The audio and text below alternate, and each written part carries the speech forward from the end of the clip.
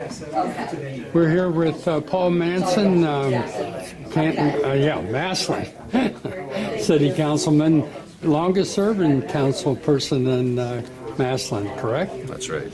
And we're here today at the Massillon Financial Planning and Supervision Commission. Councilman Manson, your takeaway.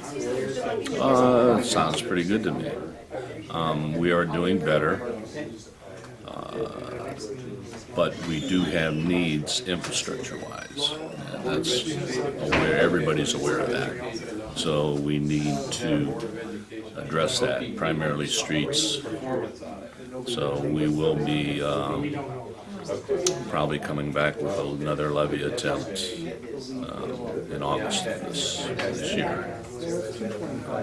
On that levy attempt, of course, a factor that we discussed somewhat today was the tax credit reduction. Yes. Is that going to be a factor with council when council actually puts together a resolution on whether or not to put this issue on the ballot? It already is. Okay. And where do you think that's likely to lead? Well, I think the strong sentiment to take it back to 100%. Okay. So. But only time will tell. See where it works out here.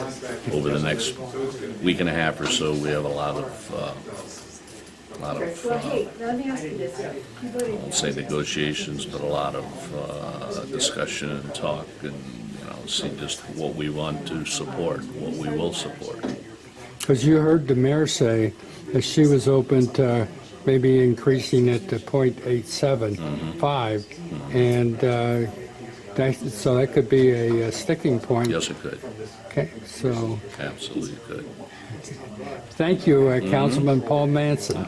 Yeah, the reason I say that is because when some of us that supported doing that, and we've supported doing a number of things since this has started, but we looked at that reduction in the tax credit as an emergency measure until we got other sources of revenue to take care of that. That was never my intention to be a permanent thing.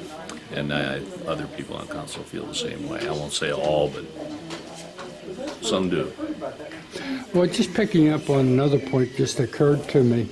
When all this got started back, and I think it was October of 2013, yes. And because we've been nearly 2.5 years down the road now, and my recollection is that there was, nearly $3 million in deficit when Massillon went into fiscal emergency.